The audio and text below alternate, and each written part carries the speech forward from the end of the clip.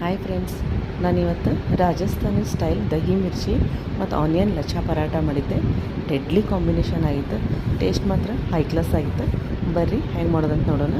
ನಾನಿಲ್ಲಿ ದಪ್ಪ ಮೆಣಸಿನ್ಕಾಯಿ ತೊಗೊಂಡೇನಿ ಫ್ರೆಂಡ್ಸ್. ಇವನ್ನ ದಪ್ಪ ಮೆಣಸಿನ್ಕಾಯಿನ ಗಾಲಿ ಹೆಚ್ಕೊಂಡ್ಬಿಟ್ಟೇನಿ. ಈ ಮೆಣಸಿನ್ಕಾಯಿ ಬಳಸ್ಕೊಂಡು ನಾವು ಏನೋ ಐಟಮ್ ಮಾಡೋಕೆ ಹೋದರೂ ಎಕ್ಸ್ಟ್ರಾ ಖಾರ ಹಾಕಬೇಕಾಗುತ್ತೆ. ಅಷ್ಟು ಇವು ಮೆಣಸಿನ್ಕಾಯಿ ಸಪ್ಪಿರ್ತಾವೆ. ಬರ್ರಿ ಇಲ್ಲಿ ಒಗ್ಗರಣೆ ಹಾಕೊಂಡ್ಬಿಡೋಣ.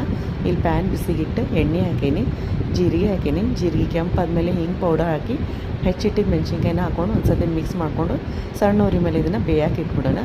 ಇಲ್ಲೊಂದು ಮಿಕ್ಸಿಂಗ್ ಬೌಲ್ನಾಗ ಮೊಸರು ಹಾಕ್ತೀನಿ, ಒಣ ಖಾರ ಹಾಕೀನಿ, ಗರಂ ಮಸಾಲ ಹಾಕ್ತೀನಿ, ಉಪ್ಪು ಹಾಕೀನಿ, ಧನಿಯಾ ಪೌಡ್ರ್ ಹಾಕೀನಿ, ಅರ್ಶಿನದ ಪುಡಿ ಹಾಕೀನಿ ಮತ್ತು ಜೀರಾ ಪೌಡ್ರ್ ಹಾಕೀನಿ.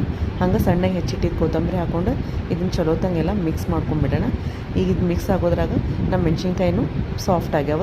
ಈಗ ಇದಕ್ಕೆ ನಾವು ಏನು ಮೊಸರಿನ ಬ್ಯಾಟ್ರ್ ಮಾಡಿಟ್ಟವಲ್ಲ ಅದನ್ನು ಇದಕ್ಕೆ ಹಾಕ್ಕೊಂಡು ಸ್ವಲ್ಪ ನೀರು ಹಾಕ್ಕೊಂಡು ಸಣ್ಣ ಉರಿ ಮೇಲೆ ಇದನ್ನು ಒಂದು ಕುದಿ ಕುದಿಸ್ಕೊಂಡ್ಬಿಡೋಣ. ಈಗ ಒಂದು ಕುದಿ ಕುದ್ದ ಮೇಲೆ ಮೆಣಸಿನ್ಕಾಯಿ ಸಾಫ್ಟ್ ಆಗ್ತಾವಲ್ಲ ಆವಾಗ ಇದಕ್ಕೆ ಹೆಚ್ಚಿಟ್ಟಿದ್ದು ಕೊತ್ತಂಬರಿ ಹಾಕೊಂಡ್ಬಿಟ್ರೆ ನಮ್ಮದು ರಾಜಸ್ಥಾನಿ ಸ್ಟೈಲ್ ದಹಿ ಮಿರ್ಚಿ ರೆಡಿ ಆಗೈತಿ. ಬರ್ರಿ ನಾವೀಗ ಲಚ್ಚಾ ಪರಾಟ ಮಾಡೋದು ನೋಡ್ಕೊಂಬರೋಣ. ಈಗಿಲ್ಲೇ ನಾನು ಮೊದಲು ಹಿಟ್ಟು ನಾದಿಟ್ಟಿದ್ದೆ, ಅದು ನಾರ್ಮಲ್ ಚಪಾತಿ ಹಿಟ್ಟಿನ ನಾದಿಟ್ಟೇನಿ. ಈಗ ಇದನ್ನು ನಾರ್ಮಲಾಗಿ ಹೆಂಗೆ ಚಪಾತಿ ಮಾಡ್ತೇವಲ್ಲ ಆ ರೀತಿ ಇದನ್ನು ಚಪಾತಿ ಲಟ್ಟಿಸ್ಕೊಂಡ್ಬಿಡೋಣ. ಈಗ ಇದಕ್ಕೆ ಎಣ್ಣೆ ಹಚ್ಚಿ ಎಲ್ಲ ಕಡೆ ಸವರ್ಕೊಂಡ್ಬಿಡೋಣ. ಎಣ್ಣೆ ಹಚ್ಚಿ ಸವರಾದ್ಮೇಲೆ ಇದಕ್ಕೆ ನಾನು ಒಣ ಖಾರನ ಎಲ್ಲ ಕಡೆ ಉದುರಿಸ್ಕೊಂಡೇನಿ, ಚೂರು ಅರಿಶಿನ ಉದುರಿಸ್ಕೊಂಡೇನಿ. ಅದ್ರ ಕಲರು ಚಲೋ ಬರ್ತೈತಿ, ತಿನ್ನೋಕ್ಕೂ ಟೇಸ್ಟ್ ಆಕೈತಿ. ಸ್ವಲ್ಪ ಗರಂ ಮಸಾಲೆ ಉದುರಿಸ್ಕೊಂಡು ಇದನ್ನು ಎಲ್ಲ ಕಡೆ ಈಕ್ವಲಾಗಿ ಸ್ಪ್ರೆಡ್ ಮಾಡ್ಕೊಂಬಿಡೋಣ.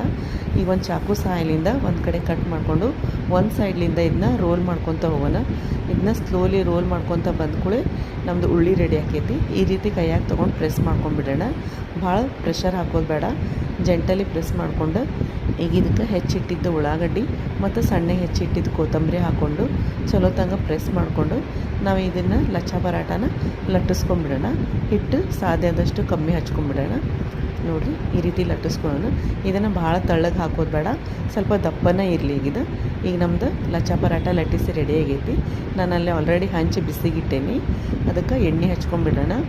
ಈಗ ಇದಕ್ಕೆ ಲಚ್ಚಾ ಪರಾಟ ಹಾಕಿ ಎರಡೂ ಸೈಡ್ ಎಣ್ಣೆ ಅಥವಾ ತುಪ್ಪ ಹಾಕಿ ಕೆಂಪಗೆ ಉಳ್ಳಾಗಡ್ಡಿ ಎಲ್ಲ ಕೆಂಪಗೆ ಆಗೋಂಗೆ ಬೇಯಿಸ್ಕೊಂಡ್ಬಿಟ್ರೆ ನಮ್ಮದು onion lachha paratha ready to heat.